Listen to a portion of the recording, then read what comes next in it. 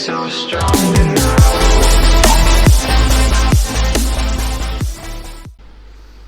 Hello guys and welcome back to channel. I hope you guys are doing absolutely fine. So ये second lecture है chemical control and coordination, last chapter of human physiology. और 11th class में unit है human physiology. So उसका ये last chapter का second lecture मैं आपके लिए लेके आया हूँ. So in the previous lecture, that is first lecture, मैंने क्या आपको बताया था. मैंने टाइप्स ऑफ हार्मोन्स आपको बता दिए थे.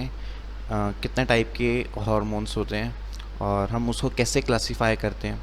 देन हार्ट कौन सा हार्मोन रिलीज़ करता है, देन किडनीज़ कौन सा हार्मोन रिलीज़ करता है. फर्स्ट थिंग जो मैंने आपको बताई थी वो था difference between the nervous system and the endocrine system. So let's recall the difference.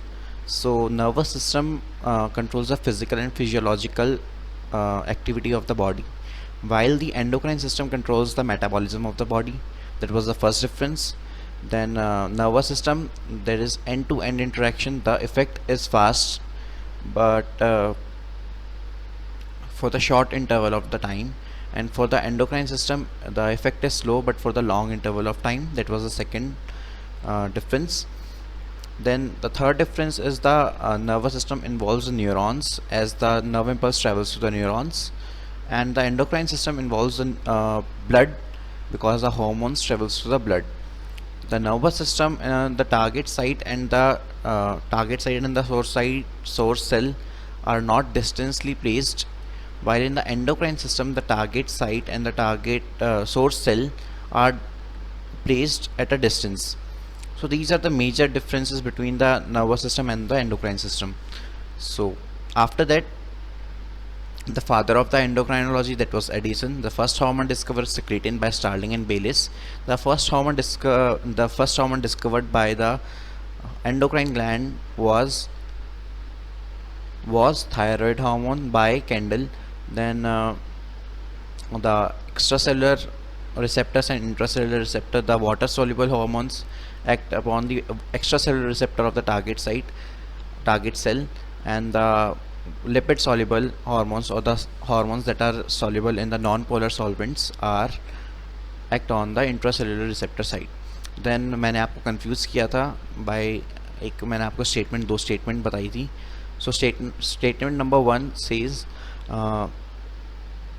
water soluble hormone act upon the extracellular receptor side of the target cell. सो आपको बतानी है क्या स्टेटमेंट ठीक है. देन स्टेटमेंट नंबर 2, मैं आपको एक बार statement 1 दोबारा से रिपीट कर देता हूँ. Water soluble hormone or the hormone soluble in the polar solvent act upon the extracellular receptor site of the target cell. That is statement number 1. Statement 2 क्या कहती है? Water soluble hormone or the hormone soluble in the polar solvent act on the intercellular receptor site of the target cell. So पहले मैंने आपको बताया कि पहले क्या बताया था, extra cellular, and second case में बताया मैंने इंटरसेलुलर. सो बताना है आपको कि फर्स्ट स्टेटमेंट ठीक है, सेकेंड स्टेटमेंट ठीक है, कि बोथ स्टेटमेंट्स आर करेक्ट और नन ऑफ द कोई भी स्टेटमेंट ठीक नहीं है. सो देखो, मैंने आपको बताया था कि एक्स्ट्रा सेलुलर को ही इंटरसेलुलर बोल सकते हैं. Extracellular is what? Cell के बाहर. Intercellular is what? दो सेल के बीच में. सो दो सेल के बीच में भी तो सेल के बाहर हुआ ना. सो जैसे हम एग्जांपल मैंने आपको बताया था, जैसे जो डीटीसी है, जो डीटीसी की बसेस होती हैं वो दिल्ली के अंदर चलती हैं. आपने ऐसा तो नहीं सोचा कि देखा कि वो मनाली चली गई या शिमला चली गई. So that are DTC is intra state. That is intra is एक ही स्टेट के अंदर, otherwise Delhi is a territory. But आप समझो कि इंट्रा इज़ एक ही आप सिटी के अंदर घूम रहे, मतलब एक ही आप स्टेट के अंदर, दैट इज़ इंट्रा स्टेट. अगर आप दो स्टेट्स के बीच में जा रहे हो, that is inter state. So that is the water soluble hormone acts upon the intercellular और द एक्स्ट्रा सेलुलर. मैं गलत क्या स्टेटमेंट होगी? Water soluble hormone act on the intracellular target site of the target cells. This statement is wrong. So हमने और discuss कर लिया था, हमने अमीनो एसिड डेरिवेटिव्स की कर लिए थे. अमीनो एसिड डेरिवेटिव्स हार्मोन्स हैं adrenaline, nor adrenaline, melatonin and the serotonin. Then melatonin helps in the metabolism of the body. Then melatonin and serotonin are the derivatives of tryptophan. Epinephrine and norepinephrine are the derivatives of the tyrosine. So ये चार थे amino acid derivatives. कौन से? ये चार hormones amino acid के derivatives थे. Then iodinated derivatives of amino acid, जो आयोडीनेटेड फॉर्म. ऐसे कौन से हार्मोन्स हैं जो आयोडीनेटेड डेरिवेटिव्स हैं? सो द हार्मोन्स, दो तरह के हार्मोन्स थे जो आयोडीनेटेड डेरिवेटिव्स थे, T3 एंड T4. T3 ये stands for the triiodothyronin and T4 stands for tetraiodothyronin or thyroxine. So T4 is thyroxine or tetraiodothyronin. Both are the iodinated derivatives of the tyrosine. Then after that we have discussed the small peptides hormone.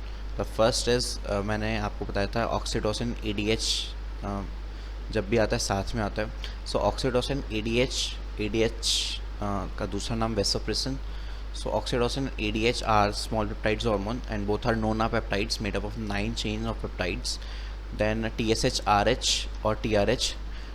TSHRH or TRH stands for the thyroid stimulating hormone releasing hormone.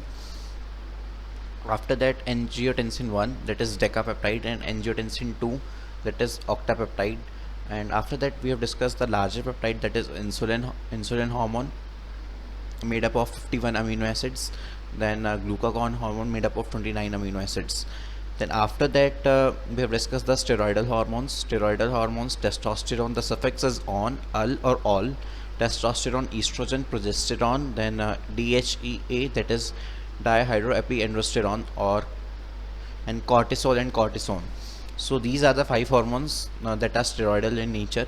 After that we have discussed the glycoprotein hormones. The examples are FSH and erythropoietin. So FSH stands for the follicular stimulating hormone, which is responsible for the maturation and differentiation of the follicles, resulting in the primary follicle, then secondary follicle, then tertiary follicle, then Graafian follicle. So FSH is responsible for that.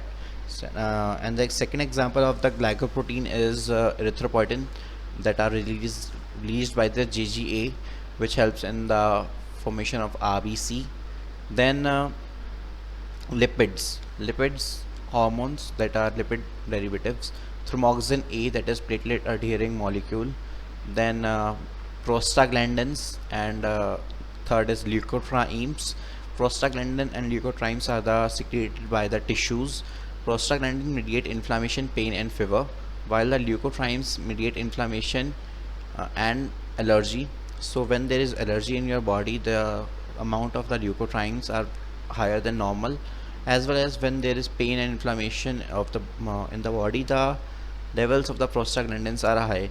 And there is a case where during the unprotected intercourse, the temperature of the female body increases by 1 to 1.5 degrees Celsius. Anything above the 37 degrees Celsius is fever. So during the unprotected intercourse, so there is increase in prostaglandin in the female body.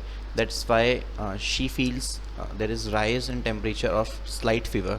So that is the reason, because there is increase in prostaglandins in female body during the after the unprotected intercourse. So that is all done. After that we have discussed the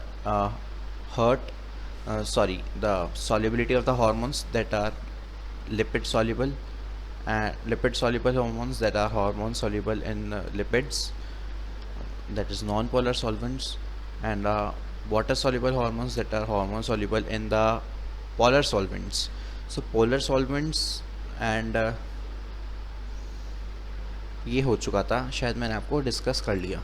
So after that we have discussed so the heart releases, right atria releases the ANF, that is atrial natriuretic factor, which causes the which suppresses the RAS, that is renin angiotensin aldosterone system, and causes the vasodilation.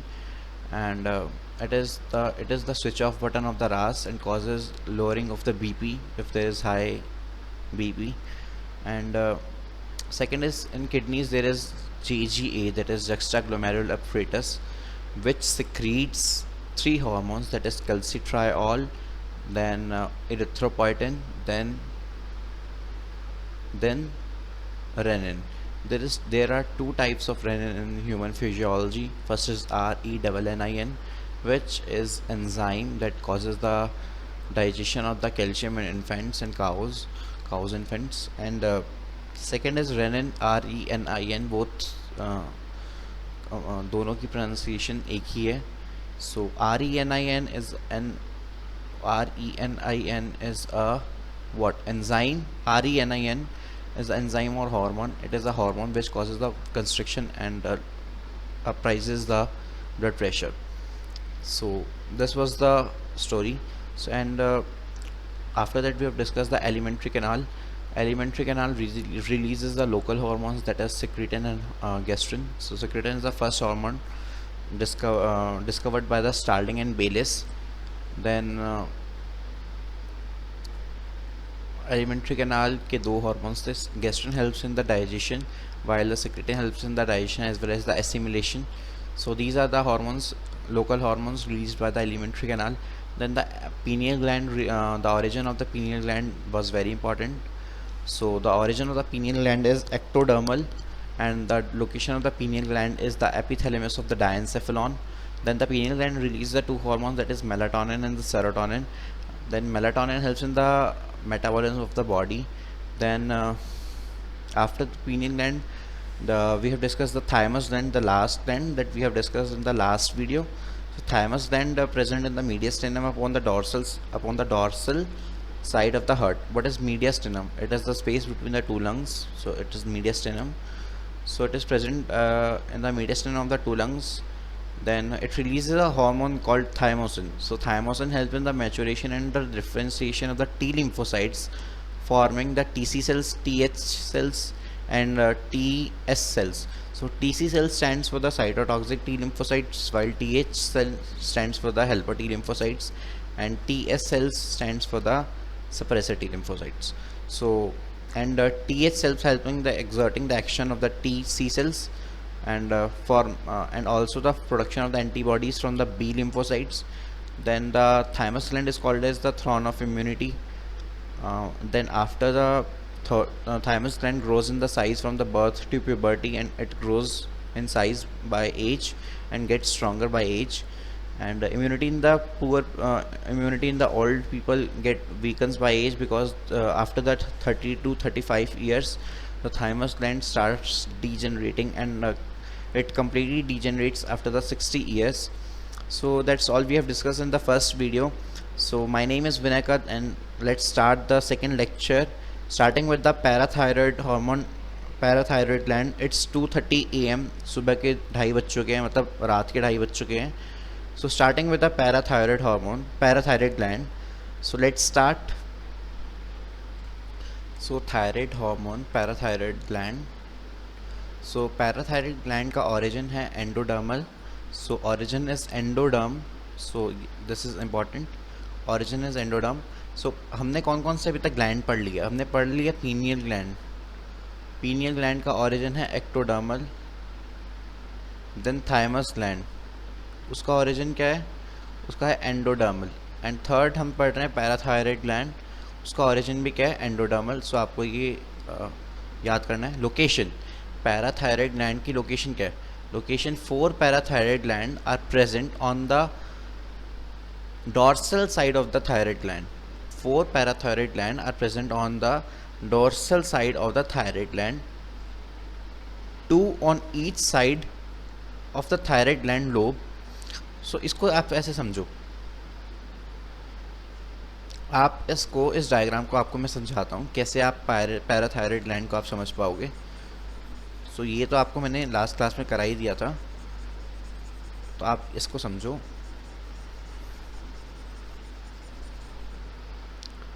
Assume करो कि ये एक आपके लिए मैं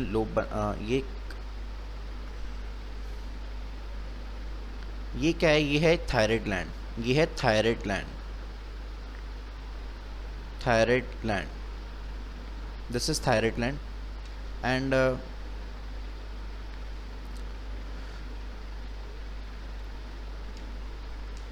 these are the 2 lobes of the thyroid gland.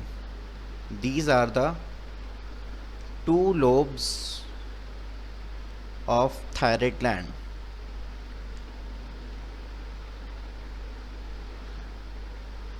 These are the two lobes of the thyroid gland, and it is thyroid gland. So I'm like, this is thyroid gland, and it is the two lobes of the thyroid gland.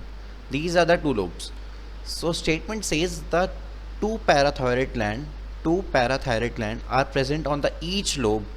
There are two lobes, each lobe में दो parathyroid gland होंगे. So this is one parathyroid gland, this is second parathyroid gland, this is third parathyroid gland, and this is fourth parathyroid gland. So statement says two parathyroid gland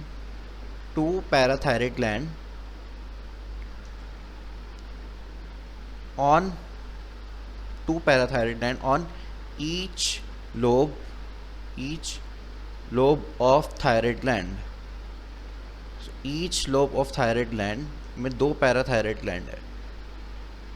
So it is देखो, ये है पूरी lobe, ये देखो आप इसको, ये lobe आपको दिख रही है, जो मैंने ग्रीन से मार्क करा है, this is parathyroid gland, green, ठीक है. This is thyroid gland, black is thyroid gland.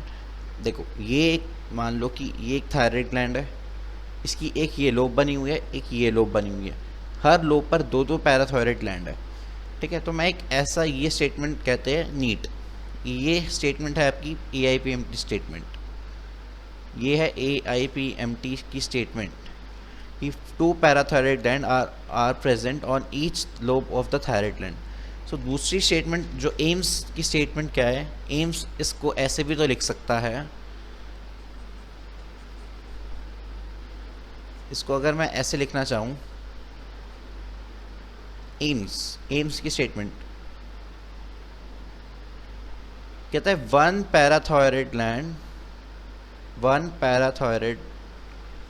Gland on each side of lobe of thyroid gland.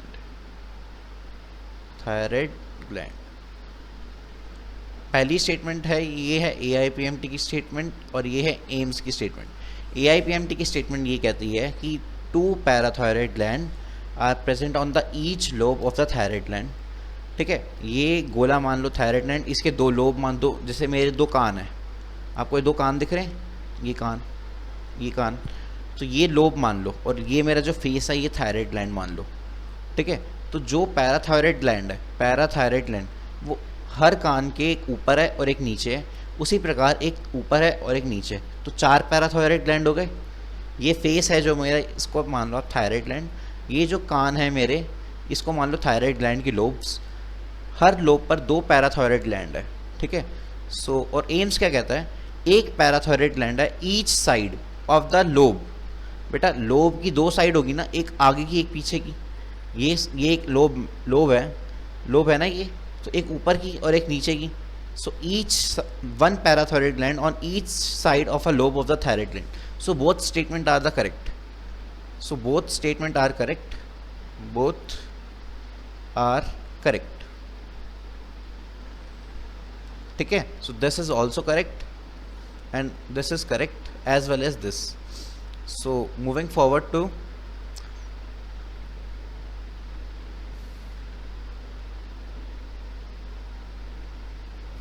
so location, four parathyroid gland are present on the dorsal surface. Four parathyroid gland are present on the dorsal side of the thyroid gland. बेटा dorsal side वो होती है जो gravity को face ना करे.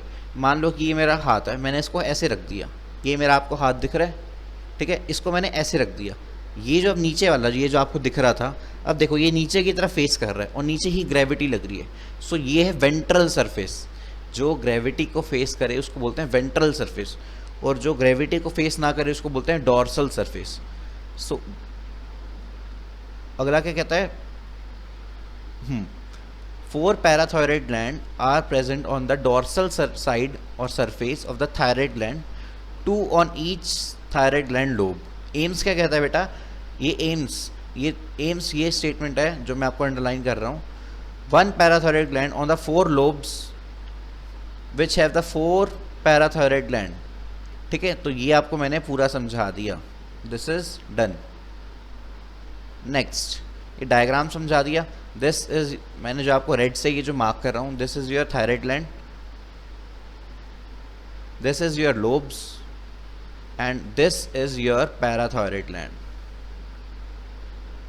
This is your parathyroid marked by dark red.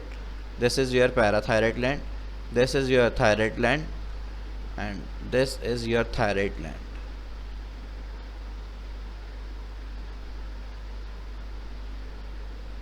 ठीक है. सो नेक्स्ट, हार्मोन कौन सा रिलीज करता है, thyroid, parathyroid gland. So parathyroid gland releases the parath hormone और पैराथायराइड हार्मोन और collapse hormone. So parath hormone या कॉलेप्स हार्मोन एक ही हार्मोन के नाम है. So hormone is parathyroid hormone, that is PTH, parathyroid hormone. P for para, T for thyroid and H for hormone. ठीक है, तो hormone is parathyroid hormone, that is PTH. और पैराथ हार्मोन और कॉलेप्स हार्मोन, पैराथ हार्मोन और parathyroid hormone एक ही बात है. सो PTH का काम क्या होता है, PTH हेल्प करता है कैल्शियम की कंसंट्रेशन बढ़ाने में. अगर हमारी बॉडी में कैल्शियम की कंसंट्रेशन कम हो गई मान लो, तो मैंने आपको BP वाला एग्जांपल समझाया था फर्स्ट क्लास में, तो आपको मैं कैल्शियम वाला एग्जांपल समझाता हूँ. मान लो कि हमारी बॉडी को ना तो ज़्यादा चीज़ अच्छी लगती है ना कम चीज़ अच्छी लगती है. तो मान लो कि मेरी बॉडी में कैल्शियम की कंसंट्रेशन, कैल्शियम का जो लेवल है वो कम हो गया, तो बॉडी कहेगी चलो यार ये तो बहुत बुरी बात है कि आपकी बॉडी में कैल्शियम का कम हो गया लेवल, आपको टेटनी हो सकता है. ठीक है, तो वो तो फेटल डिजीज़ है, तो हम आपको ऐसा होने नहीं देंगे और इसको बढ़ाओ. किसको बढ़ाओ, कैल्शियम के लेवल को बढ़ाओ. तो बॉडी कहेगी कैसे बढ़ाएं, तो पैराथायराइड ग्लैंड कहेगा मैं बढ़ाता हूँ. बॉडी कहेगी तू कैसे बढ़ाएगा, कहता है मेरे पास एक हार्मोन है. बॉडी कहेगी कौन सा हार्मोन, कहता है पैराथायराइड हार्मोन और पैराथ हार्मोन और कॉलेप्स हार्मोन. कहते ये 3 नाम है मेरे हार्मोन के. कहते नाम छोड़ फंक्शन बता. कहते आपको ये पता है कि हमारी जो हड्डी है वो कैल्शियम से बनी होती है. बॉडी कहेगी हाँ पता है. तो ऐसा करते हैं, उस हड्डी को थोड़ा क्या करते हैं हम, पिघलाते हैं. ठीक है, गलाते हैं, गला देना, डिसोल्यूशन, डीमिनरलाइजेशन. बेटा हड्डी, बोन्स मिनरल की बनी है ना, कैल्शियम आर मिनरल एलिमेंट है ना. तो पैराथायराइड हार्मोन क्या करेगा कि मैं क्या करूँगा, मैं ना हड्डियों को गलाना शुरू कर दूंगा. हड्डियाँ गलेंगी, हड्डियों में है कैल्शियम, तो हड्डियों से कैल्शियम बाहर आ जाएगा और वो बाहर आएगा बॉडी में, तो बॉडी का लेवल ठीक हो जाएगा कैल्शियम का. सो इसमें वही लिखा है PTH, that is parathyroid hormone, helps in increasing the concentration of the calcium. Calcium की कंसंट्रेशन बढ़ाता है of the body fluids by promote करना. ठीक है, इंक्रीजिंग, प्रमोटिंग और इंक्रीजिंग द डीमिनरलाइजेशन और डिसोल्यूशन. बेटा गलाना या डीमिनरलाइजेशन या फिर डिसोल्यूशन ऑफ बोन्स में है कैल्शियम, जब वो गलेंगी तभी कैल्शियम बॉडी फ्लूइड्स में आएगा, और अगर कैल्शियम कम हुआ तो फिर कैल्शियम बॉडी में आ जाएगा. सो विद दिस हमारा ये पेज ख़त्म होता है. नेक्स्ट हम मूव करेंगे नेक्स्ट पेज पर.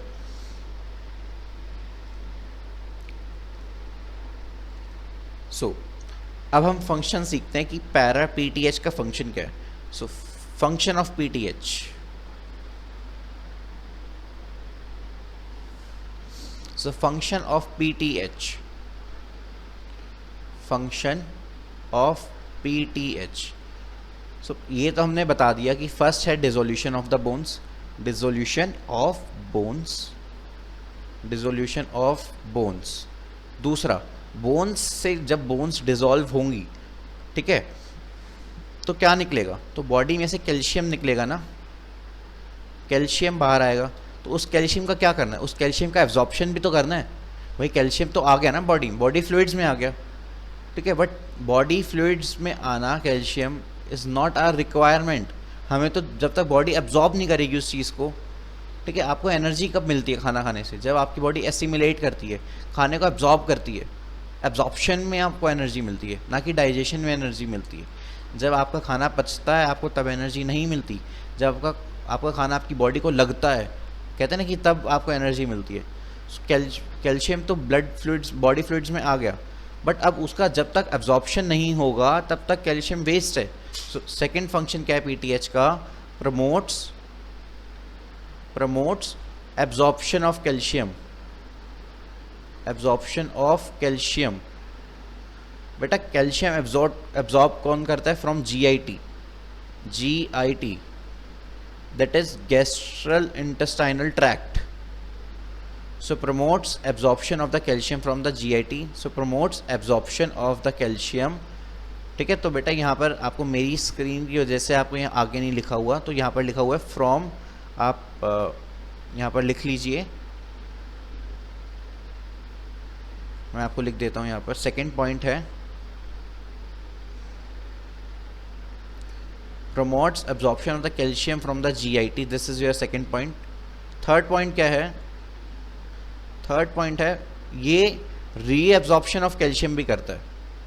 जो कैल्शियम एब्जॉर्ब ना हो पाए जीआईटी से, मान लो कि मेरे पास 100 मॉलिक्यूल्स ऑफ कैल्शियम है, जीआईटी गैस्ट्रो इंटेस्टाइनल ट्रैक्ट, क्या कोई इतना परफेक्ट है कि 100 में से 100 एब्जॉर्ब कर ले, नहीं, थोड़ा बहुत छूट जाए, उसको भी क्यों छूटने दे भाई, उसको भी एब्जॉर्ब कर लो बॉडी में। तो तीसरा काम क्या है पीटीएच का, तीसरा काम क्या है, रीएब्जॉर्प्शन। जो चीज़ एब्जॉर्ब ना हो पाए उसको रीएब्जॉर्ब करा दो। सो रीएब्जॉर्प्शन ऑफ कैल्शियम, बेटा जब जीआईटी के बाद कहाँ पर होता है, जीआईटी में तो एब्जॉर्प्शन होगा ना, यहाँ पर मैं आपको कंफ्यूज कर सकता हूँ बेटा, जीआईटी में होगा एब्जॉर्प्शन, ठीक है, एब्जॉर्प्शन, जीआईटी में है absorption, promotes absorption of calcium from GIT, और reabsorption of calcium from DCT and collecting ducts, so reabsorption कहाँ होगा कैल्शियम का, कौन सा पार्ट करेगा नेफ्रॉन का, DCT and the collecting ducts are the part of nephrons। so DCT and collecting duct are the parts of nephron। किसके part है ये, नेफ्रॉन के पार्ट है, ठीक है। सो DCT and collecting duct are the part of the nephron। So third point है reabsorption of the calcium from the DCT and collecting duct। So third point है promotes reabsorption of the calcium. अगर आपको screen की वजह से नहीं दिख रहा होगा, सो इसमें है आगे from the DCT and collecting duct। So PTH क्या करेगा, पीटीएच कैल्शियम की कंसंट्रेशन क्या कर रहा है, बढ़ा रहा है घटा रहा है, पीटीएच कैल्शियम की concentration, PTH is what, PTH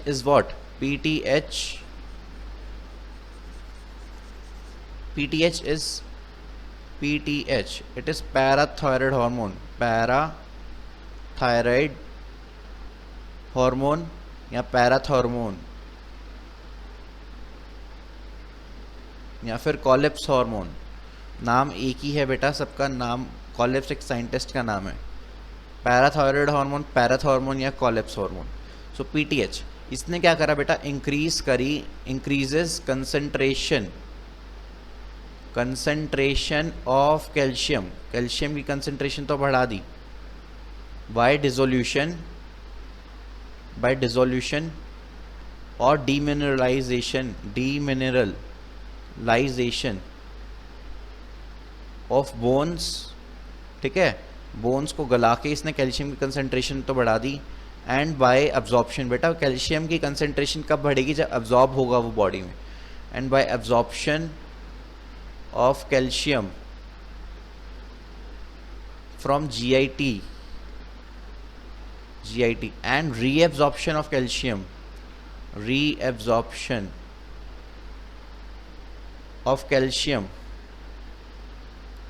from DCT and collecting duct, ठीक है। सो ये स्टेटमेंट थी। अब क्या करेगा ये, यही काम नहीं करता, एक काम और भी है इसका, ये फॉस्फेट आयन की कंसंट्रेशन कम कर देता है। सो it decreases phosphate ion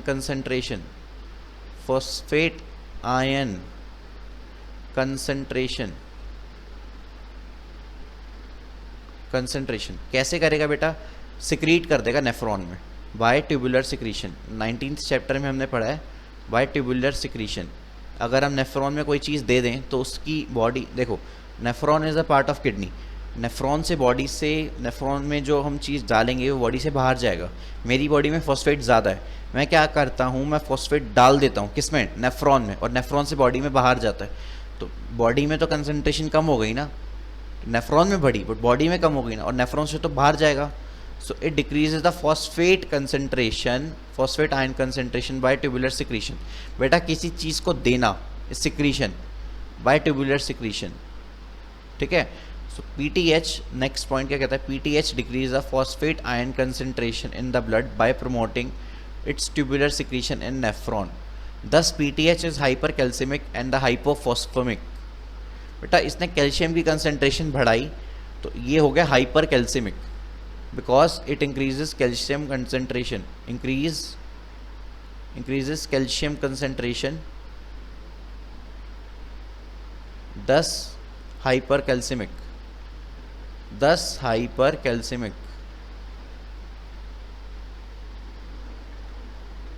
and hypocalcaemic. बेटा हाइपर होता है ज़्यादा, हाइपो इज कम, तो बेटा हाइपोफॉस्फेमिक इट डिक्रीजेज, क्योंकि उसने डिक्रीज करी phosphate concentration, that's why it is hypophosphatemic, ठीक है। So next mechanism of the calcium homeostasis. बेटा होम्योस्टेसिस के ब्रैकेट में लिखो मेंटेनिंग,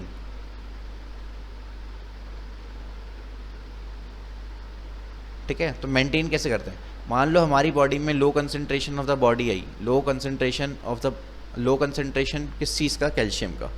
तो हमारी बॉडी में कंसंट्रेशन किस चीज़ का कम हुआ? कैल्शियम का। तो ये किसने सेंस करा? ये करा बेटा पैराथायराइड हार्मोन ने सेंस, कि भाई हमारी बॉडी में कम कैल्शियम है जिससे हमें टेटनी हो सकती है, तो कैल्शियम की कंसंट्रेशन बढ़ाओ। तो उसने PTH सिक्रीट करा, सिक्रीट मतलब देना, रिलीज़ करा। तो उसने क्या करा? डीमिनरलाइजेशन ऑफ बोन्स करा, ठीक है। बोन्स को गलाना शुरू कर दिया, ठीक है। ये काम सबसे पहले करा।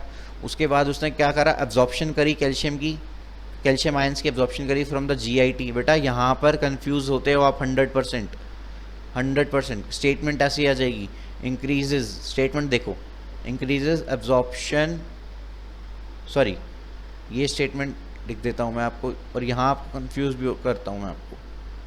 Increases reabsorption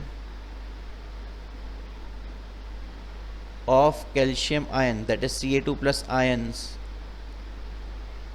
from GIT। तो बेटा ये स्टेटमेंट गलत है, ये क्योंकि रीएब्जॉर्प्शन लिखा है, यहाँ पर एब्जॉर्प्शन लिखा है। फ़र्क है बेटा, रीएब्जॉर्प्शन वो होता है जो एब्जॉर्प्शन में एब्जॉर्ब ना हो पाए, that is reabsorption. So second काम क्या करेगा? PTH increases the absorption of the calcium ions from the GIT। Third काम क्या करेगा बेटा? Increase the reabsorption of the calcium ions from the nephron में कौन सा बेटा? DCT। CT is collecting duct, बेटा CT इज कलेक्टिंग डक्ट, ठीक है। सो ये तो था बेटा केस नंबर 1, हाई कंसंट्रेशन। बेटा मान लो कि केस 2, ये है केस 2। केस 1 आपको समझ आया बेटा? Case 2,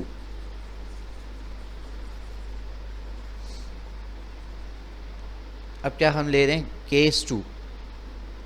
case number 2, low concentration होगी बेटा, हाई कंसंट्रेशन होगी बेटा। ज़रूरी नहीं है कि हमारी बॉडी में कम ही रहे, इसी प्रकार ज़रूरी नहीं है कि हमें हाइपरटेंशन ही रहे, हमें हाइपोटेंशन भी हो सकती है। सो मैंने मान लिया second case, high concentration of calcium ion, high concentration of Ca2+ ions, ये केस है सेकंड। फर्स्ट केस था low concentration of the Ca2+ ions, ठीक है, दैट इज़ हाइपर कैल्सिमिक। अब मान लो हाइपोकैल्सिमिक, सॉरी पहला था हाइपोकैल्सिमिक, अब है हाइपर कैल्सिमिक, ज़्यादा concentration of the calcium ions. So क्या लेना है हमें कि मान लो कि high Ca2+ ions in the blood, so ये सेंस करेगा बेटा थायराइड ग्लैंड। सो आपको कुछ ऐसा सा डायग्राम बनाया था, ये कुछ लोब्स थे, ठीक है, इस पे था ये था पैराथायराइड हार्मोन, जो मैंने आपको बड़े बड़े सर्कल से बना रहा हूँ मैं, और ये था बेटा थायराइड, जिसको मैंने ऐसे लाइन करा है, ये था थायराइड ग्लैंड, थायराइड ग्लैंड, ये था बेटा पैराथायराइड ग्लैंड। पैराथायराइड ग्लैंड ने क्या करा था, जब बॉडी में जब कम कैल्शियम की कंसंट्रेशन थी तो पैराथायराइड हार्मोन ने सेंस करा था। ज़रूरी नहीं है ना कि कम हो, हाई भी तो हो सकती है। So high concentration, high calcium concentration in the blood, so ये सेंस करेगा thyroid gland. So sensed by thyroid gland, sensed by thyroid gland, उसने क्या सिक्रीट करा, थायरोकैल्सिटोनिन, एक और हार्मोन होता है thyrocalcitonin. So hormone is thyrocalcitonin. Thyrocalcitonin कौन, थायराइड ग्लैंड ने कौन सा हार्मोन रिलीज करा, thyroid gland releases TCT, it is thyrocalcitonin,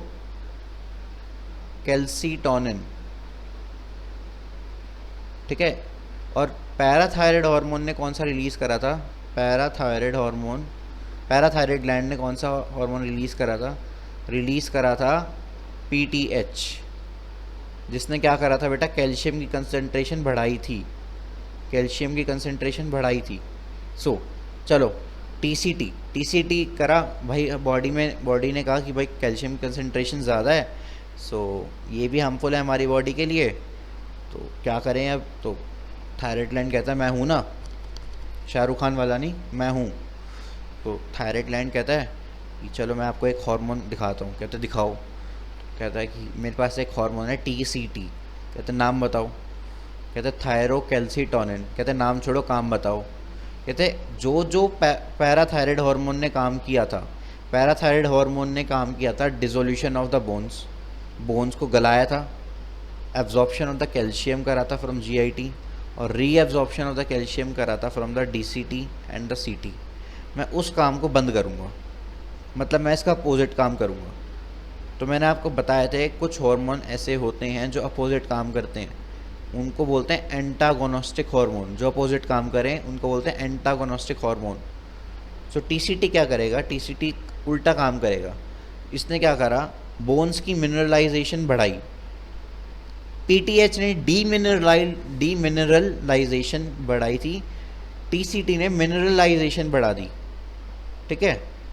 उसने करा stop absorption of the calcium from the GIT, फिर करा stop reabsorption of the calcium from the nephron. तो इसने सारे उल्टे करे काम। सो विद दिस हमारा ये भी ख़त्म होता है। तो एक बार हम दोबारा ले लेते हैं इस चीज़ को, मैं केस दोबारा समझा देता हूँ आपको।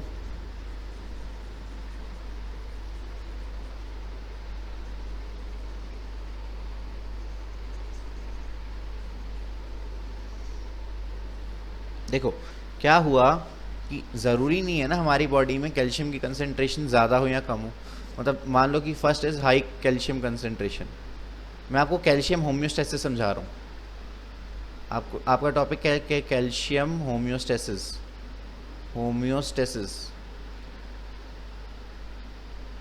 ठीक है। कैल्शियम होम्योस्टेसिस इज मेंटेनिंग, ठीक है। चलो पहला केस नंबर वन, हमारी बॉडी में low calcium concentration, CONC is concentration in body fluids, तो ये है हमारा low calcium concentration in body fluids, case number 1। So ये सेंस करेगा बेटा PTH, सेंस्ड बाय PTH। किसने सेंस करा, sensed by parathyroid gland, PTG मान लो, पैराथायराइड ग्लैंड। उसने सिक्रीट करा बेटा, सिक्रीट्स PTH और कोलेप्स हार्मोन, और पैराथॉर्मोन, एक ही बात है ना, ठीक है। इसने क्या करा बेटा, इसने करा डिसोल्यूशन ऑफ बोन्स, क्योंकि बोन्स में क्या है बेटा, कैल्शियम, और कैल्शियम की कमी है, तो डिसोल्यूशन ऑफ बोन्स। फिर करा बेटा एब्जॉर्प्शन ऑफ कैल्शियम, देखो कंफ्यूज करूँ, absorption of calcium from GEIT, ये करा उसने। देन बेटा करा reabsorption of calcium, reabsorption of calcium from nephrons, तो बेटा ये काम करा PTG। PTG इज बेटा पैराथायराइड ग्लैंड, पैराथायराइड ग्लैंड, ठीक है। सेकेंड केस मान लो, case number second, case second, high calcium concentration, high calcium concentration in body fluids, in body fluid, ये केस है बेटा high calcium concentration in body fluid. तो बेटा ये सेंस्ड करा, sensed by thyroid gland, sensed by thyroid gland, thyroid gland, so thyroid gland ने sense करा। और मुझे बहुत नींद आ रही है एक्चुअली, सो पता नहीं बहुत ज़्यादा नींद आ रही है, रात के अब बज चुके हैं 3:30। सो सेंस्ड बाय थायराइड ग्लैंड, इसने बेटा सिक्रीट करा, सिक्रीट करा, इसने क्या करा बताओ बेटा, TCT, T4 thyroid, T4T thyroid, thyrocalcitonin, thyrocalcitonin. सो इसने क्या करा बेटा, it is T not I, इसने क्या करा बेटा, increase mineralization, increase mineralization of bone, mineralization बढ़ाई। दूसरा बेटा करा stop absorption, stop reabsorption from GIT, है ना, गलत, स्टॉप रीएब्जॉर्प्शन फ्रॉम नेफ्रॉन, बेटा रीएब्जॉर्प्शन नेफ्रॉन में होता है। थर्ड स्टॉप एब्जॉर्प्शन, अब आएगा बेटा absorption, absorption from GIT। So with this आपका ये ख़त्म हुआ कैल्शियम होम्योस्टेसिस। आई होप आपको ये लेक्चर समझ आया होगा, हम लेक्चर को यहीं तक रखते हैं। So this is Vinaykat signing off in the situation of COVID. Stay home, stay healthy and stay fit. Bye bye, good day and take care. And before leaving, please do like, comment and subscribe to my channel if you like my videos. It really requires a lot of time, patience and hard work. So bye bye and good day and take care.